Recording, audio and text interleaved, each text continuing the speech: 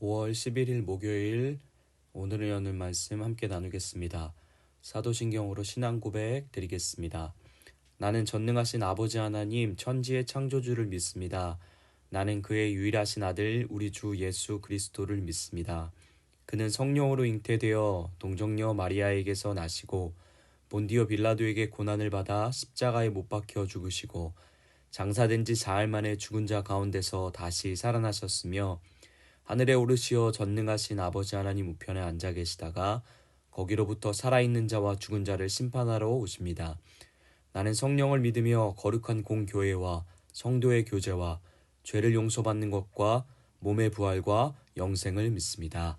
아멘. 오늘 하나님께서 우리 가운데 주신 말씀은 사사기 4장 17절부터 22절까지의 말씀입니다.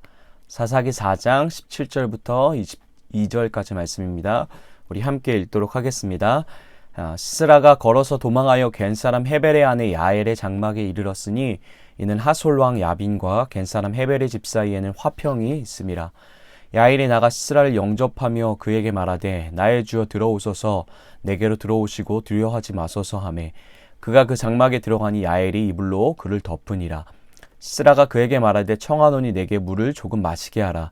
내가 목이 마르다 하매 우유 부대를 열어 그에게 마시게 하고 그를 덮으니 그가 또 이르되 장막의 문에 섰다가 만일 사람이 와서 내게 묻기를 여기 어떤 사람이 있느냐 하거든 너는 없다 하라 하고 그가 깊이 잠드니 헤벨의 아내 야엘이 장막 말뚝을 가지고 손에 방망이를 들고 그에게로 가만히 가서 말뚝을 그의 관자놀이에 박음에 말뚝이 꿰뚫고 땅에 박히니 그가 기절하여 죽으니라. 바락이 시스라를 추격할 때 야엘이 나가서 그를 맞아 그에게 이르되 오라 내가 찾는 그 사람을 내가 내게 보이리라 하매 바락이 그에게 들어가 보니 시스라가 엎드려져 죽었고 말뚝이 그의 관자놀이에 박혔더라. 아멘.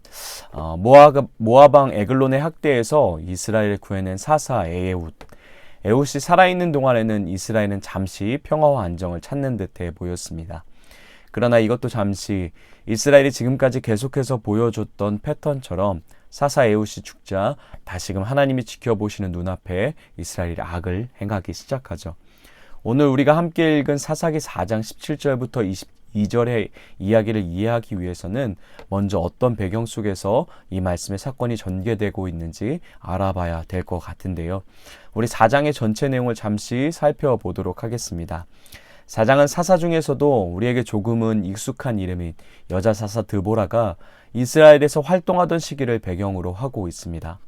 우리가 주일 말씀을 통해서도 들었고 또 이번 주 오늘을 여는 말씀에서 김승효 목사님도 다시 한번 잘 설명해 주셨듯 사사기 속 이스라엘이 가는 패턴들이 있었죠. 이스라엘은 끝없이 악을 행하고 그걸 지켜만 볼 수 없었던 하나님은 그에 대한 심판을 하십니다. 그리고 그 심판이 임하면 이스라엘은 그때야 회개하며 하나님께 부르짖게 되죠. 또 그 부르짖음에 하나님은 응답하셔서 구원의 손길을 다시 한번 내밀어 주십니다. 이 패턴의 길대로 그 길 그대로 이스라엘이 다시 걸어가기 시작하죠.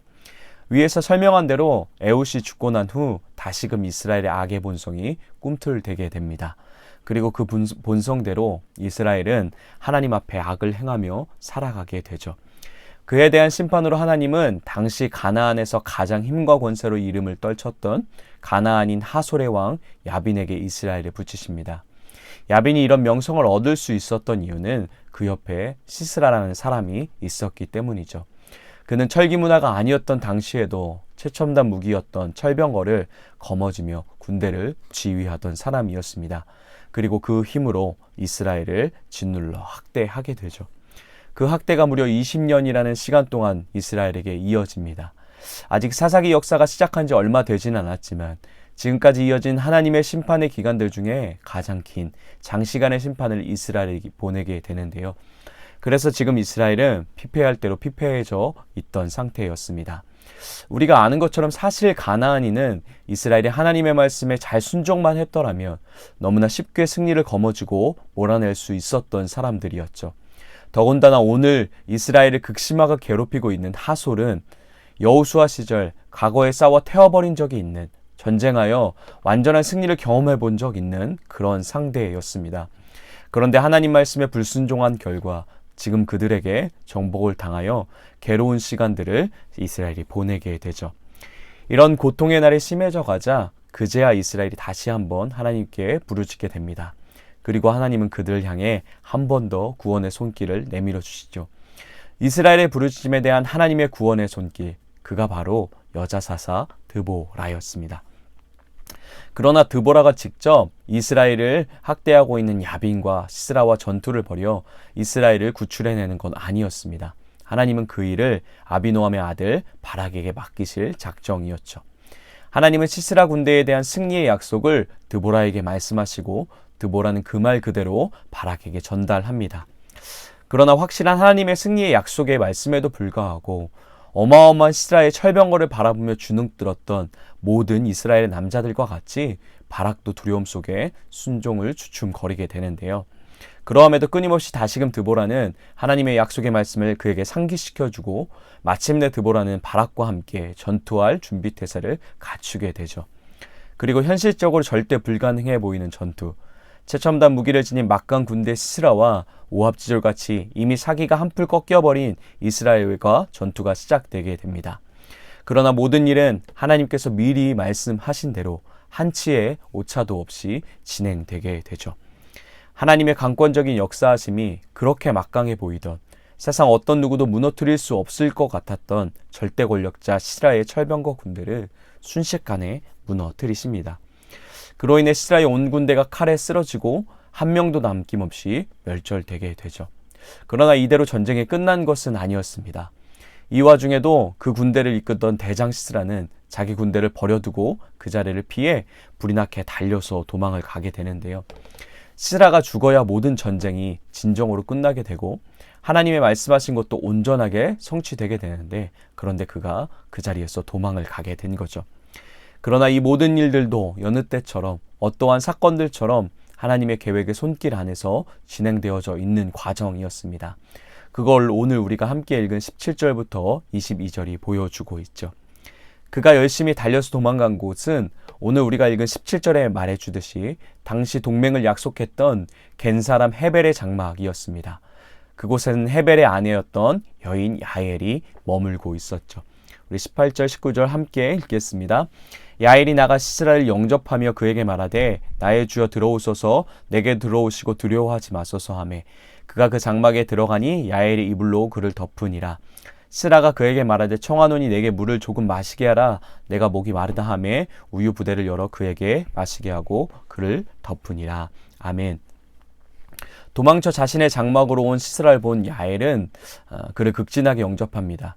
그리고 자신의 집에 들어와 좀 쉬라고 말한 뒤 뛰어서 도망간다고 목이 말라 물을 좀 달라고 요청하는 시스라에게 물 대신 고급진 우유를 준비해서 마시게 하며 안정을 취하도록 돕죠. 시스라도 안심한 데는 안정을 취하며 그 한 치 앞을 알 수 없는 상황 가운데서도 이불을 덮고 깊은 잠을 청하게 되는데요. 여기까지는 동맹 맺은 사람의 어려움을 목격한 야엘이 취해야 하는 당연한 처세처럼 보입니다. 그러나 생각지도 못할 반전이 일어나게 되죠. 어떤 일이 벌어진 걸까요? 우리 21절부터 22절 다시 한번 읽어보도록 하겠습니다. 그가 깊이 잠드니 헤벨의 아내 야엘이 장막 말뚝을 가지고 손에 방망이를 들고 그에게로 가만히 가서 말뚝을 그의 관자놀이에 박음에 말뚝이 꿰뚫고 땅에 박히니 그가 기절하여 죽으니라. 바락이 시스라를 추격할 때에 야엘이 나가서 그를 맞아 그에게 이르되 오라, 내가 찾는 그 사람을 내가 내게 보이리니라 하매 바락이 그에게 들어가 보니 시스라가 엎드려져 죽었고 말뚝이 그의 관자놀이에 박혔더라. 아멘. 갑자기 친절한 야엘이 돌변하게 됩니다. 그리고 깊이 잠들었던 시스라에게 다가가 한 손에는 말뚝, 그리고 다른 한 손에는 망치를 들고 그의 머리를 향해 사정없이 내려치게 되죠. 그 일로 시스라는 그곳에서 비참한 최후를 맞이하게 됩니다. 조금은 잔혹하고 조금은 엽기적에 보이는 모습을 연출하게 되죠. 그래서 어떤 사람들은 야엘의 행동을 사악한 살인사건이라고 부르는 사람들도 있습니다. 그러나 성경 어디도 그녀의 행동을 비판하거나 저주하지 않죠. 오히려 그녀를 축복해 주고 있습니다. 그녀의 이와 같은 다 이해할 수는 없지만 용기 있는 행동의 결과로 이스라엘을 괴롭히던 원수의 심판이 결국 이루어지게 되고 이 모든 일이 있을 것이라고 예언하셨던 하나님의 말씀이 결국 성취되게 되죠. 그리고 그 일로 괴롭힘에서 해방된 이스라엘은 한시적이긴 하지만 40년이라는 평화의 시간을 누릴 수 있게 됩니다. 오늘 우리가 함께 본 성경의 이야기 속이 우리 가운데 건네주는 메시지는 무엇이 있을까요? 오늘 본문에 등장하는 야빈과 그의 장군 시스라는 그동안 이스라엘을 괴롭히던 적들과는 차원이 다른 사람들이었습니다. 당대의 힘의 상징이었고 이미 열국을 그 힘으로 다스리고 있었던 사람들이죠. 그들이 소유하던 철병거가 굴러가는 소리만 들려도 모든 사람들이 겁에 질려 그들에게 머리를 조아렸습니다. 그런데 그런 우락부락한 자들의 힘에 짓눌려 학대받는 이스라엘을 구원해내시는 하나님의 방법이 아주 작은 연약한 여인을 통해서였죠. 전혀 예측할 수 없던 방법이었습니다. 장막에 거하며 당시 누구도 귀하게 여기거나 존중하지 않던 여인 야엘. 어떤 누구도 그를 통해 하나님의 구원의 손길이 임할 것이라고 기대함으로 바라보지 않았던 여인 야엘. 그를 통해 하나님은 마지막 승리의 퍼즐을 완성해 가신 겁니다. 물론 여인의 순종과 용기도 박수 받을만 했습니다. 당시 여인들은 시도도 못 해볼 행동이었기 때문이죠. 그러나 이 모든 건 인간의 머리로 전혀 예측할 수 없고 기대할 수 없는 방법으로 자기 백성을 구원하시는 하나님의 크신 사랑 때문에 그 역전의 이야기를 써내려 가시는 하나님 때문에 일어난 일이었습니다. 이것이 하나님이 자기 백성을 위해 일하시는 방법입니다. 도전해오는 세상의 막강한 권력 앞에 자기 백성을 구원하시기 위해 내놓으신 하나님의 솔루션이 십자가였던 것처럼 창조주를 대적하는 제국들을 상대하시는 하나님이 어린 양의 모습을 하신 것처럼 로마라는 힘이 지배하던 세상을 바꿔놓으시고자 제자들에게 명령하신 방법이 완전한 나자님의 자리로 가게 하는 세족식이었던 것처럼 하나님의 세상의 주의를 뒤흔들어 놓는 말씀의 방식을 따라 자신의 뜻을 행하여 가시는 거죠. 그리고 오늘 우리에게도 그런 방식으로 세상 가운데 살아가라고 초청하십니다. 이런 하나님의 신비에 대해 사도 바울은 이렇게 말합니다. 형제들아 너희를 부르신 심을 보라. 육체를 따라 지혜로운 자가 많지 아니하며 능한 자가 많지 아니하며 문벌 좋은 자가 많지 아니하도다. 그러나 하나님께서 세상에 미련한 것들을 택하사 지혜 있는 자들을 부끄럽게 하려 하시고 세상의 약한 것들을 택하사 강한 것들을 부끄럽게 하려 하시며. 아멘. 이런 하나님의 은혜의 방식 때문에 야엘과 같은 우리의 인생이 가녀리고 초라한 우리의 삶의 장막이 하나님의 승리의 이야기를 그분의 나라의 통치를 담아낼 수 있는 그리고 선포할 수 있는 공간이 된 줄 믿습니다. 그렇게 오늘도 연약하고 부족하지만 우리의 머리로 이해되지 않을 때도 있지만 세상의 방식이 아니라 이런 하나님의 방식을 따라 십자가의 도를 따라 살아가기를 주저하지 않는 우리 에바다 공동체 되길 소망합니다. 또 한 가지 오늘 야엘의 모습을 통해 하나님이 우리 가운데 주시는 메시지가 있는 것 같은데요. 그건 하나님의 역사는 바락과 드보라가 연출해낸 그 전투의 현장처럼 어마어마한 강권적이고 초자연적인 현장의 모습으로 일하십니다. 그러나 또 한편으로는 야엘의 장막처럼 아주 작고 연약해 보이는 그리고 어쩌면 전혀 선한 것 없어 보이는 우리의 삶이라는 장막 가운데서도 그 위대한 이야기는 여전히 선하게 만들어내고 계신 거죠. 오늘 우리가 살아가는 시대가 마치 사사기 4장과 닮은 것 같습니다. 세상은 힘의 논리로 여전히 다스려지는 것 같고 그 힘을 많이 가진 사람들에게 모두 머리를 조아리게 됩니다. 그럴 수밖에 없게 만드는 오늘날 세상이 쥐고 있는 또 가지길 원하는 가장 큰 철병거는 무엇일까요? 다른 것이 아니라 바로 돈이겠죠. 이런 시대를 살아가는 우리 또 그 가운데서 하나님이 살아계신다고 증거해내야 하는 사명을 감당해야 하는 나와 교회의 현실적인 모습을 보면 비교해보면 한없이 초라해 보이는 것도 사실입니다. 이러한 세상을 향해 우리가 과연 무엇을 할 수 있을까요? 승리의 약속의 말씀을 가졌지만 바락이 느꼈던 두려움과 주저함이 어느 정도 이해되는 것 같기도 합니다. 그래서 때로 어쩌면 자주 우리는 세상의 짓눌림 앞에 그냥 주저앉아 버리고 싶을 때가 많이 있는 것 같습니다. 그러나 오늘 우리가 함께 읽은 말씀 속 장막에 거하던 야엘을 통해 일하시는 하나님이 우리 가운데 이야기해 주십니다. 일어나라고, 주저앉지 말라고, 너희 삶을 그렇게 평가하지 말라고.